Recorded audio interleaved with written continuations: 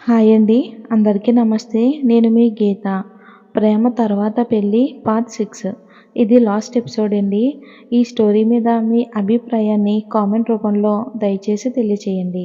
ఇక స్టోరీలోకి వెళ్ళిపోదాం. యోగేష్, అత్తయ్య ఇంక ఆపండి మీ నాటకాలు. అన్ని విషయాలు అందరికీ తెలిసిపోయాయి. మిమ్మల్నే చూస్తున్నారు చూడండి అని అందరి వైపు చూసింది. శేఖర్ తినేసేలా చూస్తున్నాడు. రాణి కూడా. శేఖర్ వెళ్ళి సవితని చెంప చల్లుమనిపించాడు. ఛీ, నీ మొహం చూడాలి అంటేనే అసహ్యంగా ఉంది. బంగారం లాంటి నా భార్యని పొట్టన పెట్టుకున్నారు.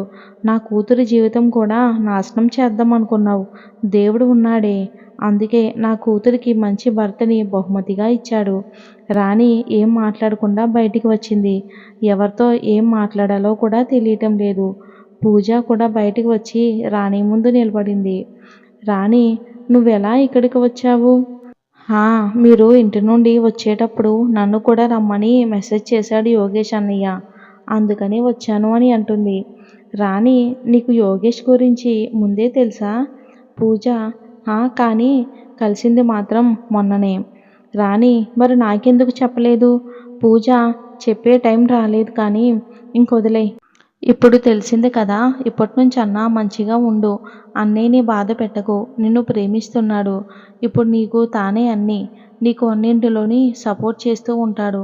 కానీ నువ్వు కూడా తన్ని బాగా చూసుకోవాలి. తనకు నువ్వంటే చాలా ప్రేమ. ఇప్పటి నుంచి తన ఫ్యామిలీయే నీ ఫ్యామిలీ. సరేనా? అన్నయ్యని ఎప్పుడు బాధ పెట్టకు. నేను చెప్పాలి అనుకున్నది నేను చెప్పేశాను. ఇకపై నీ ఇష్టం. యోగేష్ లోపల, చూడండి, ఇక నుండి రాణికన్నీ నేనే. మీరిక తన లైఫ్లోకి రాకుంటే మంచిది.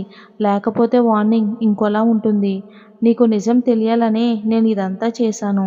ఇప్పటికైనా మారితే మంచిది. నీకు ఇంకో కూతురు ఉంది. తన్నైనా బాగా చూసుకోండి. వెళ్ళొస్తాను. కాదు కాదు, వెళ్తాం. ఇంక తిరిగి రాము, అంతే. బయటికి యోగేష్ వచ్చి పూజకి థ్యాంక్స్ చెప్పి రాణిని తీసుకుని వెళ్ళాడు.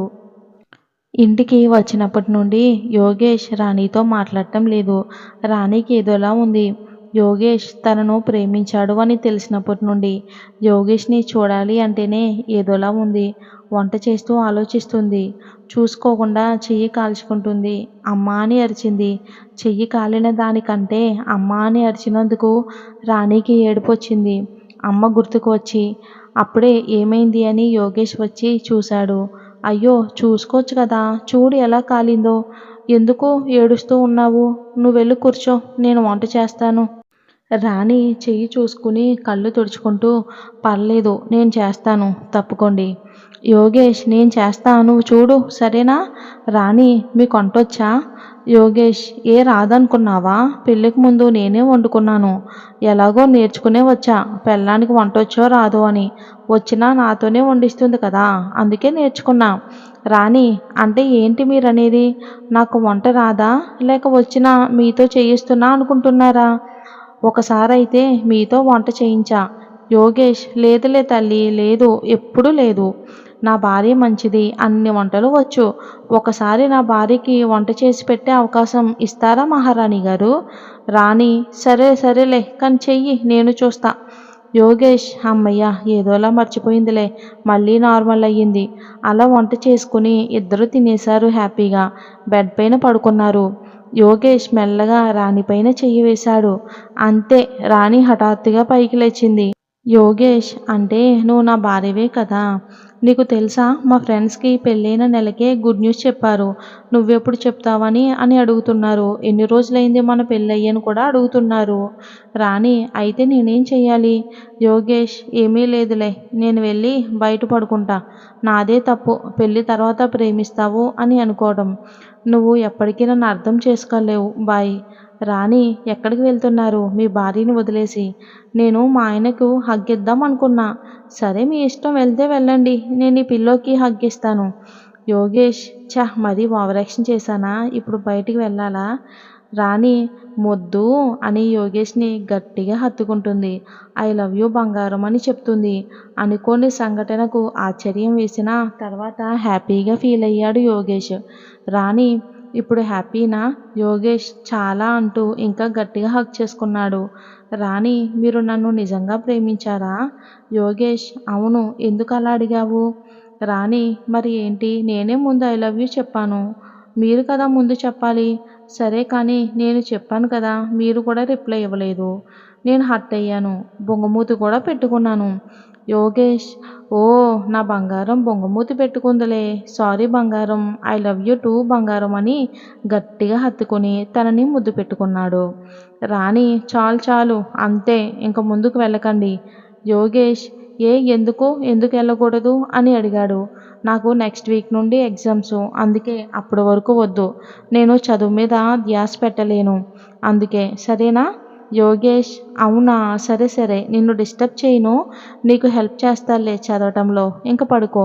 రాణి యోగేష్ గుండెపైన తల పెట్టుకుని చాలా రోజుల తర్వాత ప్రశాంతంగా నిద్రపోయింది. రాణి ఎగ్జామ్స్ అయిపోయాయి.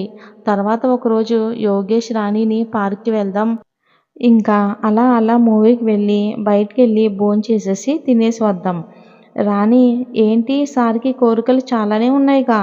యోగేష్, ఏం చెయ్యను, పెళ్ళికి ముందు ప్రేమించి నిన్ను అలా అలా తిప్పుదాం అనుకున్నా. మరేం చేయను, పెళ్ళి తర్వాత ప్రేమించి తిప్పుతున్నా. అంతే. రాణి, సరేలే పద అని అలా మొత్తం తిరిగి వస్తారు. అలా అలసిపోయి ఇంటికి వస్తారు. రాణి వచ్చి చూసేసరికి బెడ్రూమ్ మొత్తం డెకరేషన్ చేసి ఉంటుంది. లోపలికి వస్తూ, ఏంటి మహారాణి గారు అలా చూస్తున్నారు అని అడుగుతాడు యోగేష్. రూమ్ ఏంటి? యోగేష్, నేనే డెకరేషన్ చేయించా మన ఫస్ట్ నైట్ రోజు. ఎలాగా మన ఫస్ట్ నైట్ జరగలేదు కదా, అందుకే అని. మరి ఎవరు డెకరేషన్ చేశారు? అదా, మనం బయటికి వెళ్ళాం కదా, నేను పూజకి చెప్పి డెకరేషన్ చేయించా. అవునా, మరి మొత్తం బయట అందరికీ చెప్పలేకపోయావా ఈరోజు మన ఫస్ట్ నైట్ అని? యోగేష్, నీకేంటి, ఎన్నైనా అంటావు. సినిమాల్లో చూసి చూసి నాకు ఇలా చేసుకోవాలి అని అనిపించింది.